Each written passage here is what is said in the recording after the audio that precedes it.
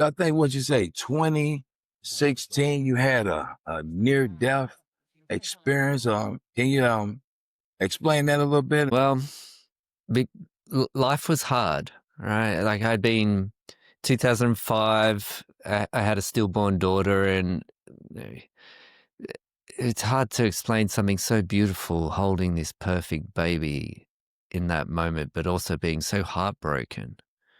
Right. And what happened was the psychologists would call it PTSD, right? Post traumatic stress. And over a period of a few years, it just crept up on me and I started to really deteriorate. And I was only sleeping a couple of hours a night. And it led to me having really severe depression, in and out of mental health clinics, on medications. And so I went through this period of life that was about 10 years where life was really hard. So that was from about 32 to 42. And it culminated in me having a back injury while I was surfing. And then I needed to go have spinal fusion. So I went in for surgery. And during surgery, the surgeons tore a vein. They didn't know they'd torn a Mm. vein. And the next morning, the physio comes into my room and says, okay, it's time to get up for rehab. And I sat on the edge of the bed and I looked down at my leg, and my leg was about twice the size. My thigh was about twice the size. And I'm looking at it and I say, my leg's not normally like this. And he was very young, straight out of college, and he said, you'll be okay, just hop up. So I hopped up and I collapsed on the bed. I sort of slipped out of consciousness for a second. And when I looked over, he was pressing the red button and the siren was going off and the medical team rush in and they put an oxygen mask on me. They're trying to attach the ECG monitors. They're not sticking because I'm just bathed in this cold sweat. And I'm very, very aware, right? It was like something Mhm. happened where this hyper awareness got activated. And I knew everything that was happening, everything everybody was saying, exactly where everybody was in the room. And they're saying, stay with us, Ash, keep your eyes open. And they're talking to each other and saying, he doesn't have a pulse, he's not breathing. And I'm laying there thinking, I'll be okay. I'll be okay. Yeah. This will be all right. And then I hear them talk about my blood pressure. And this has been going on for a few minutes now, right? And I'm trying to stay awake. I'm really like trying to keep my eyes open, but it's getting harder and harder. And I heard them say his blood pressure's 52 on 36. And that was the moment where I thought, oh, I'm dying. I'm dying right now. This is dying. And I had this extraordinary sadness because I'm going through this and I thought, nobody I love is here with me. This is it. I'm dying and no one I love is in the room. And then I blacked out. And except it wasn't like what normally happens. Say if you faint, you just wake up again and you go, oh, what happened? For Mhm. me, there was this experience that I became these ripples. And so instead of just blacking out and going into blackness, what Mhm. happened was I was in blackness, but I could still think. I was still aware of what was happening, not in the room anymore, but happening in my experience. And I was these ripples just going out and out and out and out. And I was thinking, oh, okay, this is dying. And I didn't have the sadness. I didn't have sort of like strong emotions or anything like that. I was just aware of what was happening. Yeah. Let me ask you this. Because you said you was hearing all this, the doctor saying all those things. There was no fear there. You was still calm. I was because there's, I'd already been through so much in life that I just kept thinking, it'll be okay. It'll work out. It'll be okay. Um, and it was only when I heard that them talk about my blood pressure and what I experienced was sadness, just deep, deep sadness. And Yeah. actually, one of the last things I remember is I looked over in the corner of the room, and the young physio was standing there, and he just was pale. He looked so scared, and I just thought, "You Mhm. poor guy, you think you've killed me?" And that was the last thought I had. Yeah. And then when you came to, right? When you came up out of it, did you have a different perspective on life? Very much so. And because what happened was as I was those ripples just going out and out and out and out, and I was very aware there was no separation between me and the ripples. I was the ripples were me, right? And I was surprised because I thought that there's this amazing woman called Anita Mojani, and I'd read her book about her near death experience, and I'd only just read it 2 months before, right? And then I had my own near death experience, so Right. go figure. But she experienced just being light and love, and when she came back, she was in this state of spontaneous healing.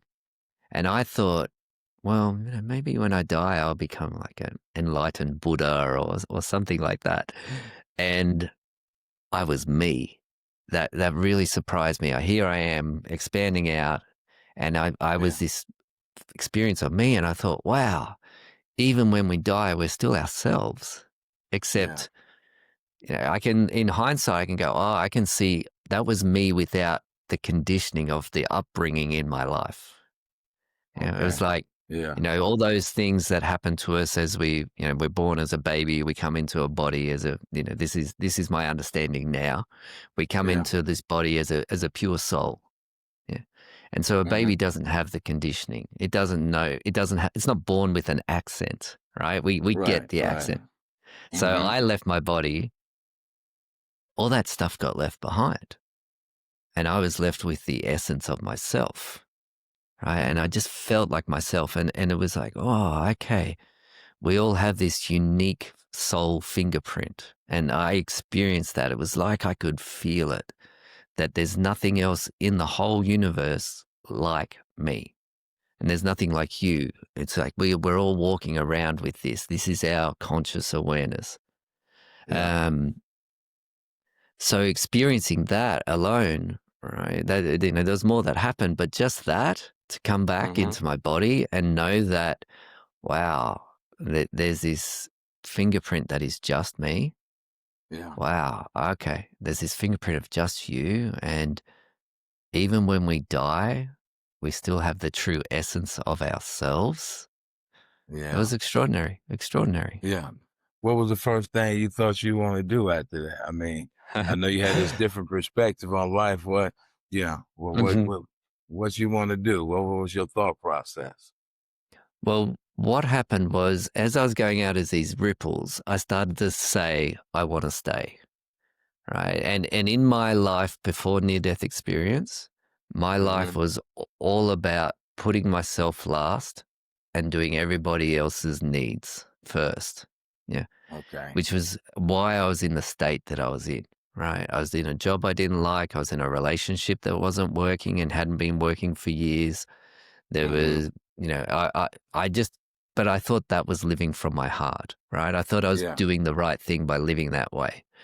That was conditioning. That was how I was brought up, and it just meant that what happened was I was saying I want to stay for my partner. I wasn't saying I wanted to stay for me. I wanted to stay for my Okay. partner. Yeah, because I didn't want her Hmm. to be alone and have to face the world on her own and those kind of things. And then I said I want to stay for the kids, and I was still dying, Hmm. still these ripples going out and out and out.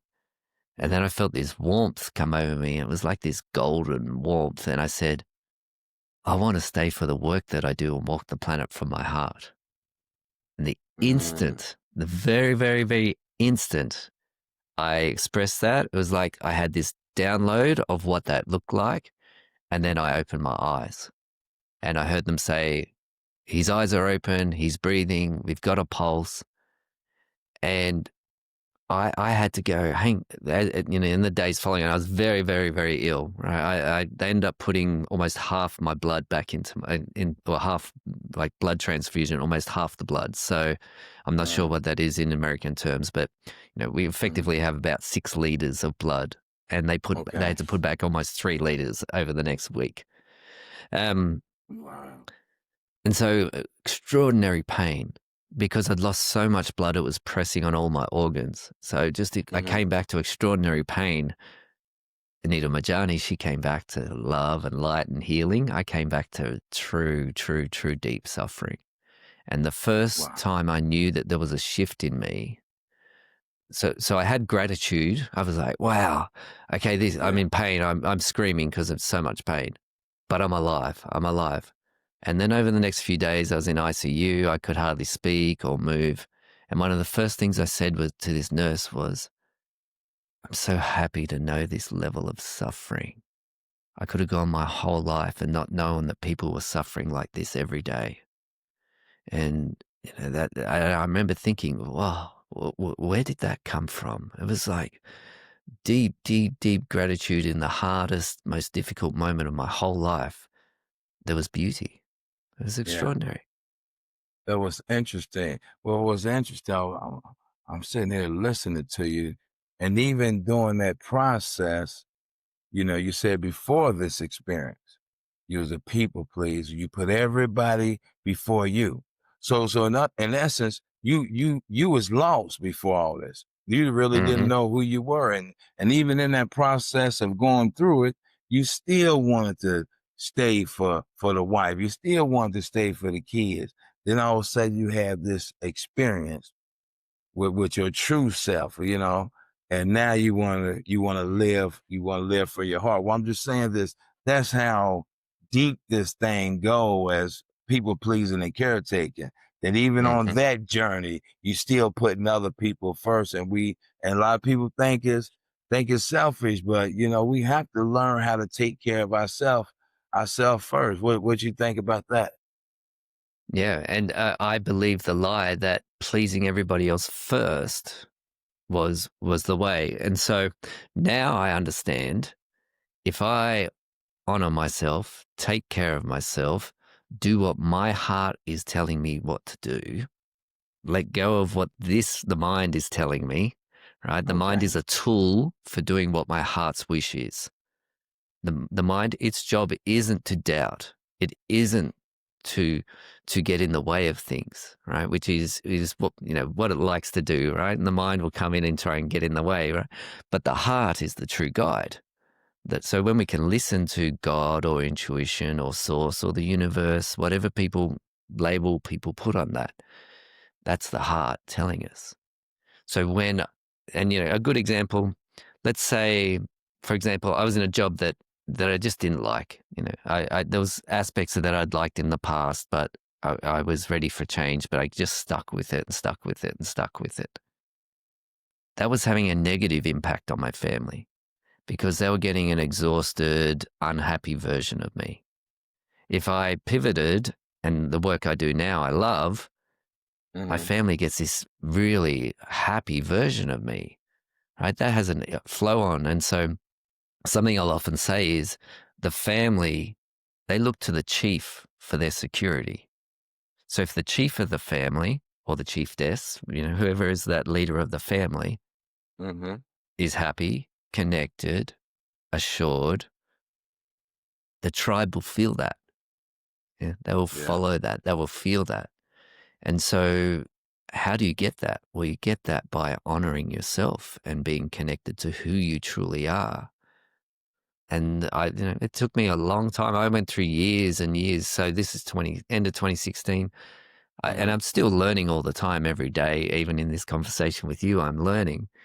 Yeah. But I had to go through this process of like, okay, I wasn't living from my heart. My mission, my contract that I made in that near death experience is to live from my heart. How do I do that? And so that was my question, that coming back from the near death experience, oh, I wasn't living from my heart. How do I do that? And so, Yeah. you know, our questions that we have, they will often impact our behavior. So my behavior shifted because I was trying to answer the question, how do I live from my heart? And so Right. Let me ask that you sort of this. first 5, 6 years, it changed everything. Yeah. Yeah. With that being said, living from the heart, that's a journey. Because majority of us, you was mentioning, we live from our mind. We live from our emotions. How do you help someone who think their thinking is who they are?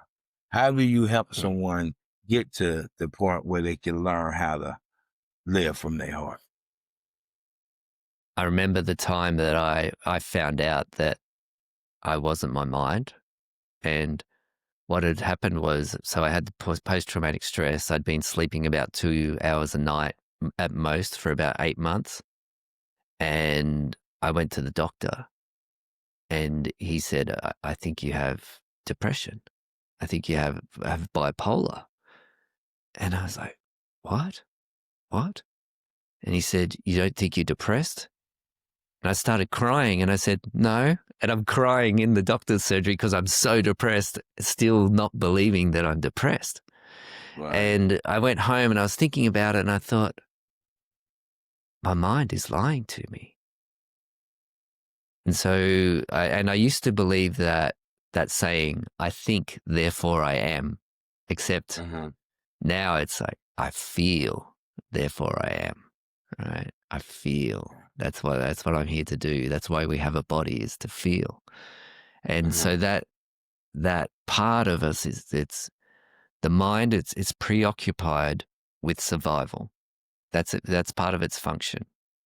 Yeah. So in the past, as humanity evolved, if the mind wasn't protecting us, we might make wrong choices. Yeah. But now we're so well resourced. We can have a conversation right now. You're on the other side of the world. We're so well resourced that the mind can back off, but that primal ancient structure, it hasn't learnt that. But the heart is guiding. It's always guiding.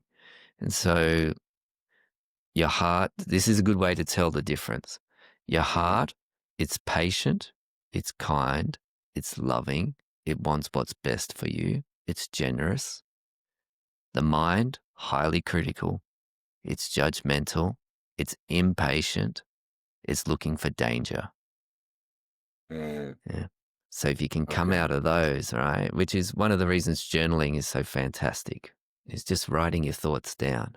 And, if you're not into writing, a voice journal's great too, where you just Yeah. record on your phone and just speak it out. Yeah. And would that help someone? Would that help someone get out there thinking? I mean, because I agree with everything you're saying, because, about me being in recovery, we actually do that type of work. But Hmm. I was just thinking as far as the listeners, because I totally understand what you're saying, but what would they do? They adjourn, they're right, that would help them get out their mind. I mean, what if they Hmm. continue to hold on to those belief systems that they thinking? How do you help them let slowly let those beliefs go? So for me personally, I work with people one to one. There's lots of free videos. TikTok's my main platform. There's probably about 450 videos on there. There's also Instagram, Facebook, LinkedIn, all that YouTube. It's all there, right? So there's Mhm. those things there. Lots of different perspectives on things that are blocking us, things that we get caught up in. How do you shift those? Some of them are, sometimes uh, you got to work with your mind. Yeah, we might be a soul, but we're in a human body. So it's a bit like we got to work together. And every material has a way every material in the universe has a way of working with. Yeah. Most people work on, right? Oh, I need to work on my anger. I need to work on my addiction, right? Hang on a second. Shift that. Work with it. Work with it. Then you're not rejecting. You're not rejecting something. It's like, okay, well, if we use addictions, for example, I can Mhm. see that let's say alcohol is saying this to me, come drink me, you, you worked really hard, here's a reward, right? When you Mhm. hear that and you connect with that, you can go, okay, I can work with that now. Right? Oh, okay, Mhm. I hear that that's what you want for me, but my heart, it's telling me that that's not the way and I'm making a choice. So it's a Yeah. bit, that the choice is every day, the choice is every moment. And Mhm. so that presence, and you have that, I can feel it, but in the presence. So, okay, there's obviously I could, for me, I can see in you that you've done a lot of work to be present. Right. Right, I Mm. appreciate that. Yeah. Yeah. Yeah, and it takes some work. It takes a lot of work. I like how you said the choice. A lot of people. that I deal with, I coach also, even in recovery. We don't, a lot of people, and I one time, I believe this too. We wasn't conscious that we had a choice. Many people who drink, many people who use drugs, they think once they get a thought. So I'm glad you shared that. Once they get a thought and they say, I need a drink, that they need to go get a drink. They don't know, or they're not conscious that they have a choice. So I'm glad you used that example, because we do have a choice. And now we might have to suffer through the withdrawals. And it could be painful. What you got any suggestion for the people to go through the withdrawals? Mm. Okay. What about this one, right? If we think about angels, yeah, angels are always watching us. Yeah, they're watching and they're loving us from above. What they require from us in the souls in this human body is to step into our warrior, right? And so when we become that warrior and we make the choices for ourselves, right, and our community, or it's like, okay, we do that. The angels go, now I see that he gets it. I can see she's understanding now. She's stepping into what's right for herself. Then the angels come in with the rewards, right? But you Mm-hmm. got to be the warrior first. They're up there loving, right? They're doing their Okay. job of loving. But when you step into the warrior and start taking action for yourself and for the people that you love, Mm-hmm. then they come down and they start moving pieces around for you. And it's like Okay. unexpected things happen, synchronicities. You'll, Yeah. unexpectedly get a job that you weren't expecting, but you wanted it, Yeah. right? It's like, Yeah. But you have to be that warrior first. That yeah. warrior. Give me some examples of a person stepping into their warrior. The easiest one I can think of is getting out of bed. Yeah. It's like, okay, Yeah. the sort of trying to find the right word here. It's not the damaged self, but that self that doesn't want to show up for yourself. That part of our personality that's like, no, just stay in bed. It's warm. Whereas Yeah. getting up and going for a walk or exercising or having a cold shower, that's good for Mm-hmm. your body, right? And so that's the warrior. The warrior goes, okay, let's do that. Step up. Mel Robbins has that really simple strategy. She built her whole career on it. I don't know if you know Mel Robbins. She's an American woman, quite high profile coach. Her Mm-hmm. strategy is you count backwards from 5. Yeah, because Okay. so it's like, okay, I don't want to get out of bed. 5, 4, 3, 2, 1, up. Yeah. That's it. Don't even think That's it. about it. Yeah. Just do it. Yep. Yeah. Yep. Yeah. And that requires the warrior. We all have it. Mm-hmm. Yeah, culturally, Yeah. all around the world, we're being taught not to be the warrior. So in ancient tribal civilizations, we had to be the Mm-hmm. warrior. We had to go and hunt. We had to go and do Yeah. these things. We had to protect our tribe. Whereas that's been taken away more and more so in the digital age where we're more and more on screens, we're not outside as much. Yeah. We forget our true nature. And our true Yeah. nature is that we are warriors. Yeah. So activating that just in small ways, you're going to learn about yourself. And the more you learn about yourself, the more you be yourself. And the more you Mm-hmm. be yourself, the more you back yourself. The more you back yourself, the more you learn about yourself, the more you be yourself, and it creates this Yeah. cycle. Yeah. And you get to So what experience I'm the picking up goodness. from you. Oh, sorry about that. What I'm That, picking up oh, from, mm, you have to learn how to be all right with yourself, your mm, true self, because mm, we have a warrior in us, right? Is there anything, any other person, if you will, that we have inside of us, a healer, a lover, or is that just a warrior? What else when we no, do the they're, work with? they're What all else we there. find in They're all there, right? all right. Including the addictive one, including the killer. Like, we have that capacity in us if it's activated to Right. to do harm, right? So there's the Right. there's the angry person, there's the aggressive person, but there is the lover, there is the healer, there is the one Yeah. that sees things that other people don't see. We have all those things within us. Um, it's I that's and what the mind does is it tells you you're only one thing. Yeah. Yeah. So something I often do with clients is we do this with this process, and basically all I say to them. So, for example, if we were going to do it, I would say, "Vernon, who are you?" And you would just say to me, "I'm a podcast host." And then I repeat the question, and we just repeat the question for 10, 15, 20 minutes. Who are you? Who are you? And from that process, people see, actually, I'm all things. I'm a parent, I'm a son, I'm a worker, whatever it might be. They see that they're all things. And what Mhm. happens is the mind, it loses its grip on forcing you into a particular way of being because Mhm. you're limitless, right? It's like, being on Earth, it's a bit like a computer game. We get to Yeah. choose what clothes we wear. Like we make our little character, right? We have a haircut. We decide what glasses.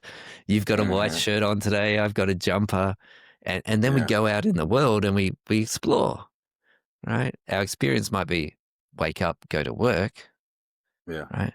But in that, we still have some creativity about how we can be with people and interact with people, or what road or bus or whatever it is, the way that we go to work. Do we go the most direct route to work, or do we leave a little bit early and go on the scenic route? What's going to Yeah. make you feel more like yourself? You talk about self a lot. Are there or myself, am I connected to the divine? Is there something bigger than just me? Hmm. You are the divine. I am the Yeah. divine. Yeah. Some people find it a bit sacrilegious, but we are all gods. Right? We're all the creators of our experience. And it's very Mhm. hard to understand that from the mind.